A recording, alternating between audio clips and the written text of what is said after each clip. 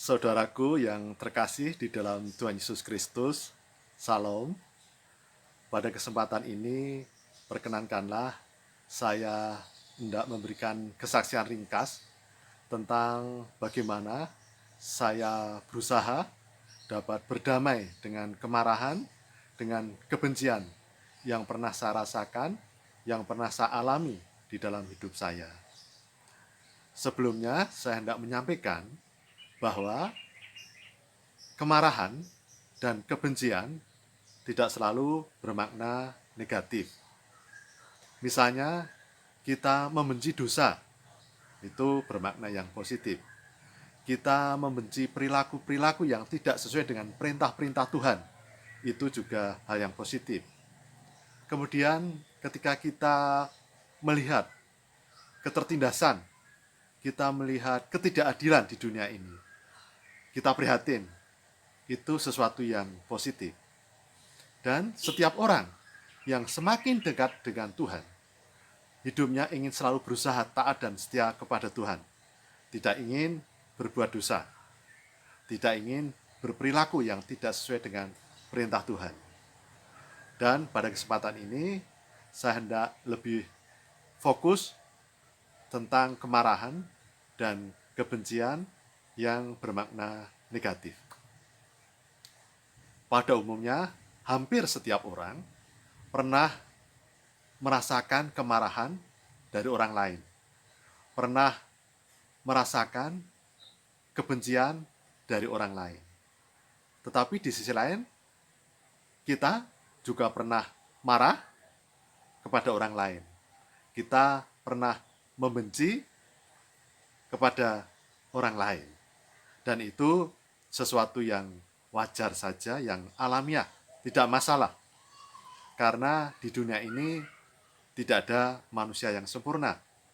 Setiap orang memiliki kesalahan, kelemahan, dan kekurangan yang bisa melakukan hal-hal yang mengecewakan orang lain, yang tidak membuat hati orang lain bahagia.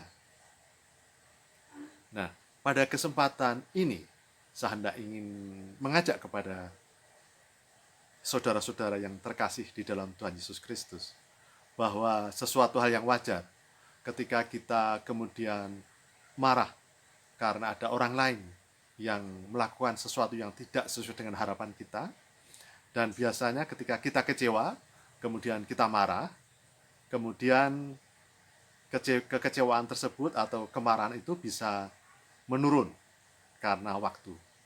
Tetapi ada kekecewaan yang sungguh mendalam karena ada perilaku orang lain yang begitu memprihatinkan, begitu sangat menyakitkan, sehingga sangat mengecewakan, yang dapat kemudian membuat kemarahan di dalam diri kita. Dan kemarahan yang semakin tersimpan di dalam diri kita akan menimbulkan suatu kebencian. Kebencian ini akan menutupi segala terang yang ada di dalam diri kita. Hidup ini seolah-olah gelap. Dan kemudian juga kita akan melihat bahwa di dalam diri kita akan kehilangan belas kasih, pengampunan. Kita hanya melihat hal-hal yang negatif atas orang yang pernah menyakiti kita. Dan itu sesuatu yang biasa, karena kita adalah manusia yang memiliki keterbatasan. Namun, kita bisa ingat bahwa kita sebagai orang Kristen adalah milik Tuhan Yesus Kristus. Tuhan yang hidup, Tuhan yang telah memberikan teladan, pernah mengalami penderitaan, hinaan, pernah dianiaya, terluka, bahkan menderita di kayu salib.